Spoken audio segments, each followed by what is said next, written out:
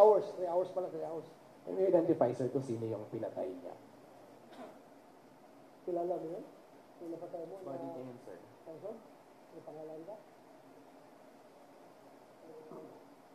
Nakalimutan doon niya. Pero kabady niya, inasay sa kanya. Tausog. Tausog. Kasama ni Isidoro Hapilon from Basilan. Okay. Last na po. Kahapon, sir, nagkaroon ng rally sa EDSA calling for justice. After na lang. Okay, sige. Thank you, sir.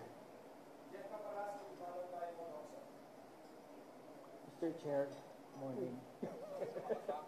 Sir, Nalinawan na ba through tactical interrogation anong participation niya? Kasi ang info na nakarating sa amin last week, pumasok siya ng bansa November 2016. So, nalinawan na ba, sir, kung ano yung participation niya sa mga terror attacks sa bansa? Yes, he was with the group of Amin Batso who attacked the Piagapo Army Detachment, man? Army unit ng Piagapo. Inattack nila. Kasama siya doon and according to him, may alam rin daw siya ng bombing doon sa Indonesia na also ISIS related. Sir, mainly, anong function niya? He is operator ng drone. Drone operator siya. Kasi he was claiming to be an IT graduate para makapasok siya doon sa ISIS. So, drone operator siya. Nasa sa kanya. Ilang drone inoperate mo? 5? O, 5 drone. Isipin mo, ha? 5 drone, di sabay-sabay, pinalipad mo. 5 drone, isa lang. 5. O, 5 drones daw ang gamit niya. So, ibig sabihin, marami silang drones doon. Drone operator.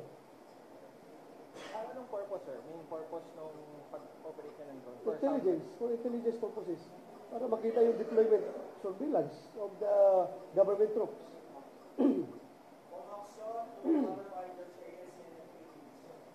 Sir, may connection ba si Shaputra dun sa, kakilala niya yung asawa ni Omar Maute na nahuli sa Iligan kahapon? Kasi Indonesian din po yun.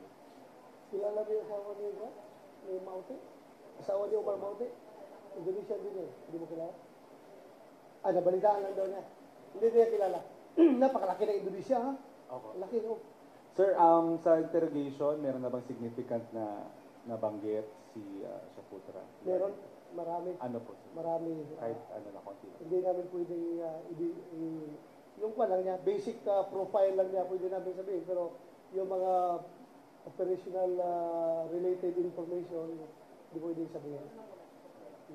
Sir, may mga kagaya niya na tumatakas. Yung iba may sinasabing nakaalabas na ng Marawi, nasa Taguig, nasa mga kamag-anak nila. Any namamonitor kayo about this? So far, wala. Hindi pa validated yung mga information. As I've said, raw information lang yung nakarating sa amin na si Amin Batso nakalabas na doon from the main battle area. Pero raw information that remains to be validated pa. Baka nandun pa rin sa loob. Sir, sino yung tumatayong leader ngayon sa mga less than 30 na mga stragglers? Sino yung tumatayong? According to him, it's Amin Batso, yung Malaysian Bako. Bako ang spelling, pero Batso ang pagka-pronounce ng Malaysia.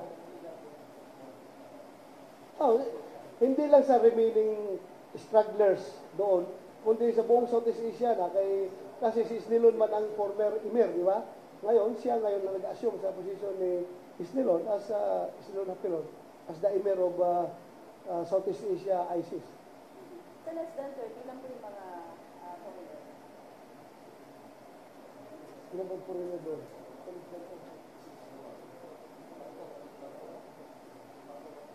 Tatlo, no? Kasama si Batso. Malaysian, yung dalawa, ano yun? Dalawang Indonesian? Dalawang Indonesian sa isang Malaysian.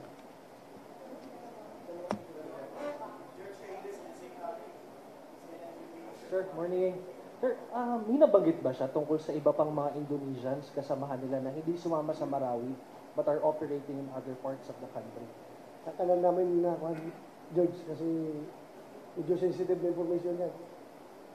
Sorry, hindi namin muna sagutin. Alright, sir. Okay.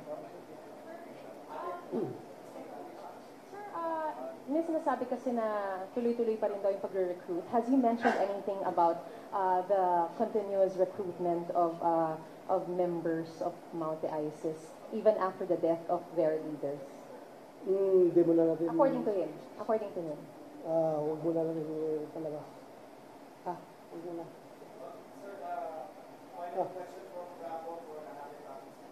Talaga bang Rambo ka?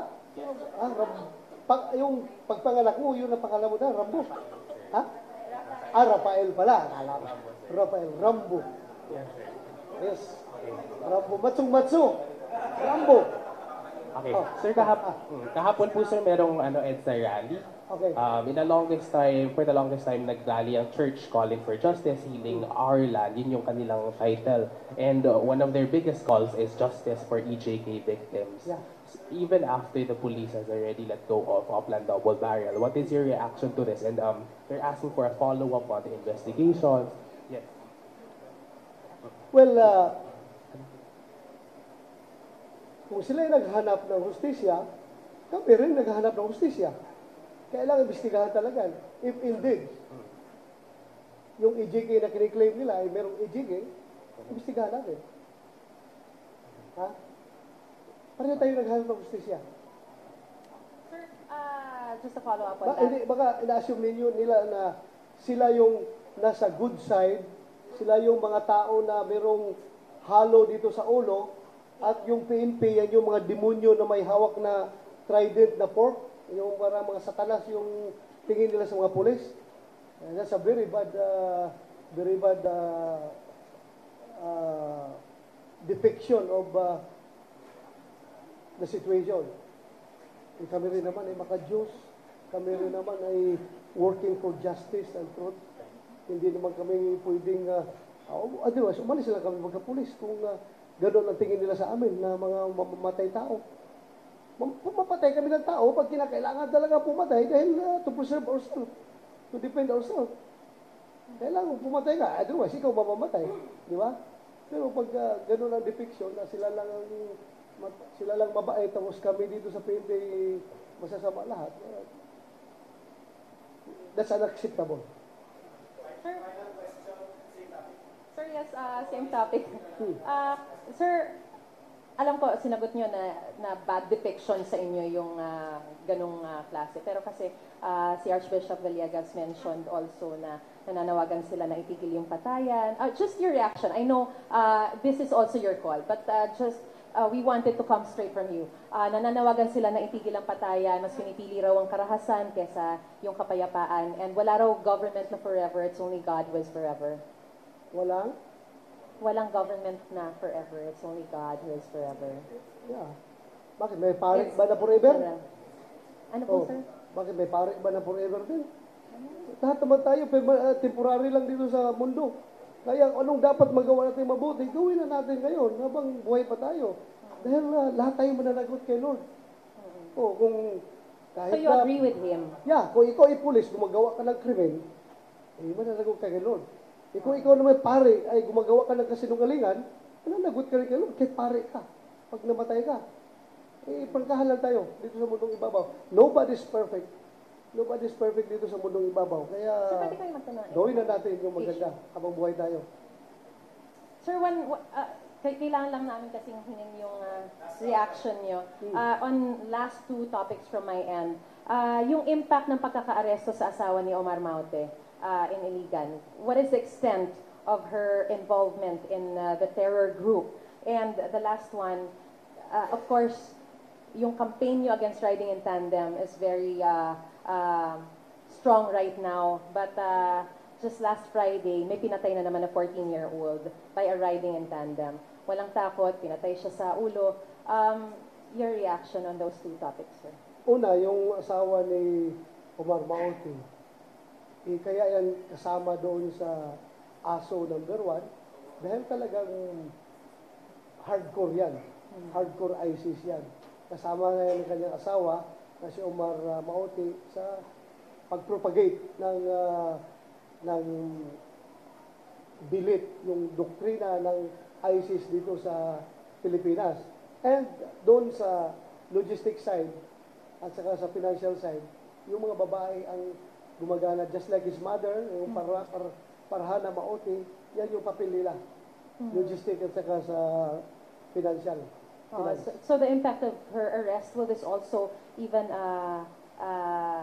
strengthen yung mga retaliatory plans of retaliatory attacks because of her arrest? Well, na unti-unti na lahat sila, pati mga finances nila, yung mga financial officers nila are being arrested? Simple mathematics mo is 1 minus 1.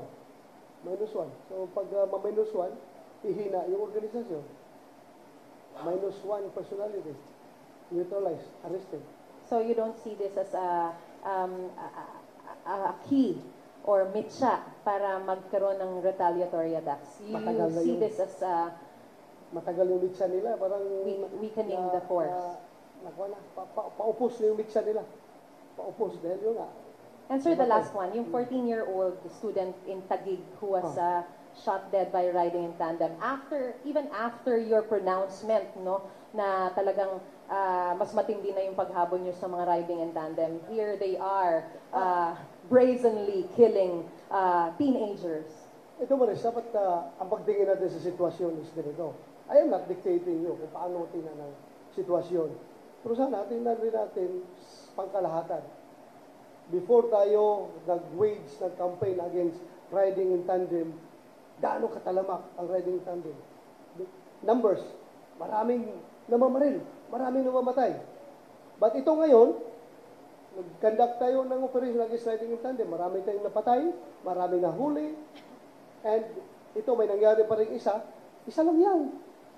So bakit ka mag-maximize doon sa isang nangyayari kung bakit hindi mo i-maximize yung 99% sa kabuuhan na negative? Tapos doon tayo mag-focus doon sa 1% of the 100% na nangyari. 99% is negative, only 1% is positive. Sana doon tayo mag-focus sa 99% na negative. Hindi man talaga natin. Sorry, I don't mean to, mamaya sabihin mo na, magreklamo ka na naman na, sir, pinapagalitan mo na naman ako. Pinagalitan mo na naman ako. Ganito lang. Bumaba. Talaga kaya napansin mo, isa lang yan eh. Isa lang, kaya napansin mo. Pero pag marami yan, hindi mo mapapansin siguro. But pag your sabay-sabay, order, sir. merong nangyari dito sa isang munisipyo, sa isang syudad, sabay-sabay, hindi mo napapansinin yan. Pero ngayon na isa lang nangyayari, napapansin mo. Your That's order, good sir, about on it. what happened? Do you have any directives? Well, I am directing everyone to investigate. Lalong-lalo na't bata yan. Bata yan. Kailangan imbestigahan talaga. And there Kasi pag hindi yan imbestigahan, sabihin na naman nila na sa atin na naman yan, sa pulis naman ipapahid yan. Kaya talaga isolve natin ang kaso na yan. you're assuring the family that justice will be served to this Yes, yes. poor boy. We are assuring the family that we will investigate the case.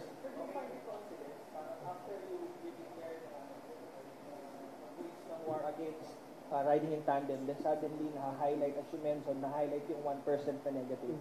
Do you find it parang coincidental, sir?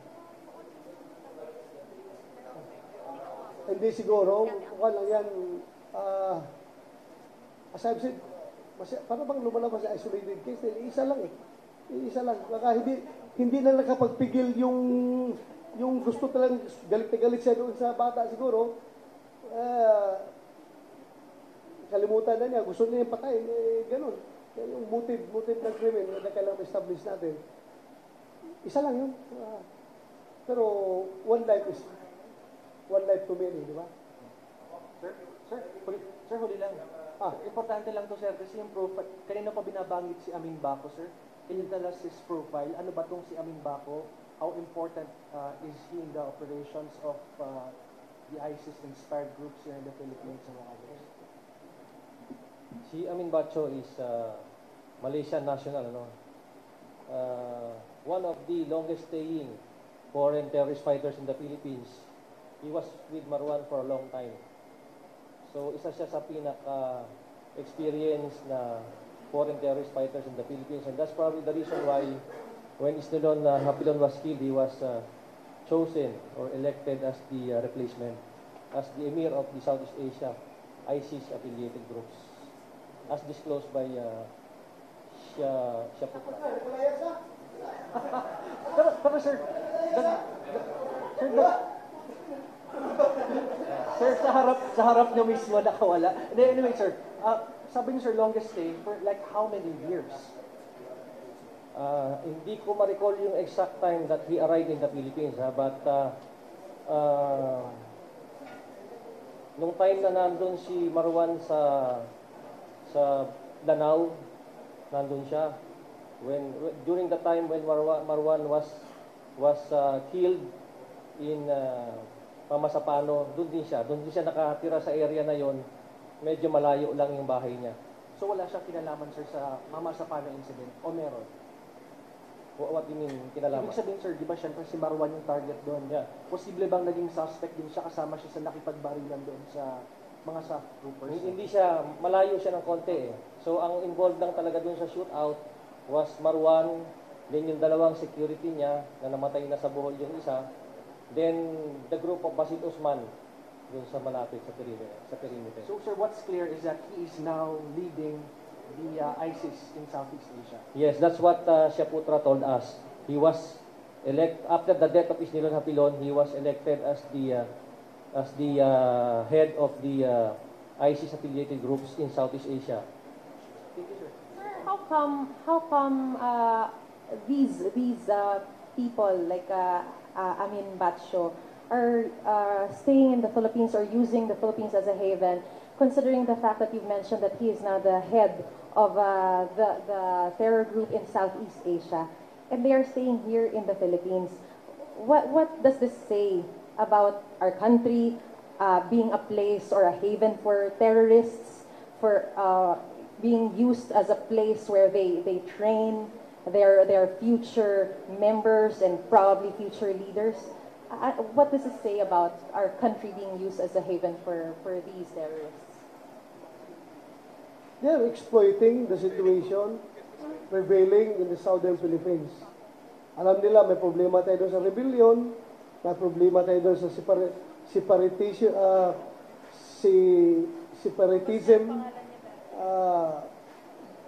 The southern Philippines is a host of a myriad of problems. Kaya in-exploit nila, doon sila ngayon nagpapadala ng tao. And you cannot just simply arrest someone in those areas. Dahil marami kang i-consider na mga collateral consideration. Like for example, hindi ka basta-basta pumasok sa area na yan dahil meron tayong ongoing na peace talk with Imayole, yung mga controlled areas na yan. So, in-exploit nila yan ng mga terorista. ASEAN, sir, ASEAN. Ha? ASEAN. ASEAN. We are prepared. We are prepared. We have not monitored any present and imminent threat towards the hosting of ASEAN, but we are not relaxing. We will continue to monitor and strictly enforce the security measures that is being planned and implemented 1 year in the making. So tuloy-tuloy po yan. All we have to do is ask for the support of the public.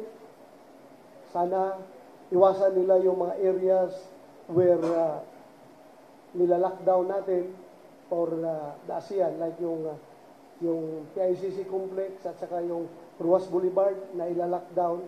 Iwasan natin yun para hindi tayo ma-inconvenient. Sir, may kumakalat na naman na letter na parang keep off malls because there are certain women from Basilan who are planning to plant bombs or create havoc. Yeah. They are all hoaxes.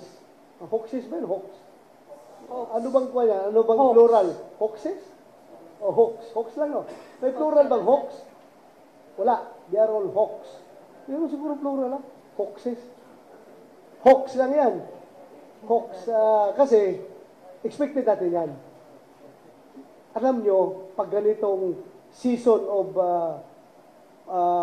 may malaking event, maraming influence peddler marami yan magbibenta ng information, mananakot, para, alam mo na, para to maintain the relevance. Ika nga, sabihin na relevant pa rin kami dahil nakapagbigay kami ng information na ganito, but hoax yan, yung mga ginagawa na yan. Makinig lang kayo sa advisory coming from the government security forces. Ha? Full alert status ang Philippine National Police ng National Headquarters, NCRPO, Region 3, ang Region 4A. Lahat ba? But specifically, itong areas na engagement. Hindi ba buong country ang full alert? Full alert na buong? Buong Pilipinas. Buong Philippine National Police. Pero nakatutok talaga tayo ngayon dito sa National Headquarters, NCRPO, Region 3, and Region 4A. Kasi yan ang engagement ng ASEAN. Pero basically, buong Pilipinas, full alert status. Later, ano yung mga significant topics na pag-uusapan niyo sa command conference? Meron ba kayong mga particulars na gusto niyo mabigyan ng... Ako, yung riding in tandem talaga. Gigil na gigil ako dyan. Saan, sir? Dito ko pupukpukin yung aking mga regional directors. Dapat mahinto talaga yan. Dahil kami palaging pinagbibintangan na gumagawa yan eh. Kaya, yan ang pinakakuha namin. Tsaka yung internal cleansing namin, siguruhin natin na yung mga police na nagsiship from narco cops, from ninja cops, to kidnapping cops. Dahil lumihina yung kita nila sa drugs, nagsiship sila sa kidnapping, yan ang tutukan namin. Internal cleansing namin. Sir, how about yung yung mga nambubugbog ng mga police? Just recently kasi pinakita sa isang area sa... Yung kahapon, tinanong sa akin kahapon. Yung nambubugbog ng mga nambubugbog ng sabi ng RD na PRO, SPO2. kinasuhan na nila. Kinasuhan na nila. You are also, kumaga, adamant in looking after these men who are... It's part of our internal cleansing. Although hindi yan form of corruption, hindi yan kasindikatuhan, pero that's misbehavior. That's uncalled for sa amin. Disiplinado dapat ng polis, hindi abusado. So, kasuhan yan, Maris. Kinasuhan na. Thank you, ha? Maraming salamat. Meron. Winner ako. Talo ka. Pero, Thank you very much, Your Honor. Hoaxes. False stories. Thank you, Mr. Chair.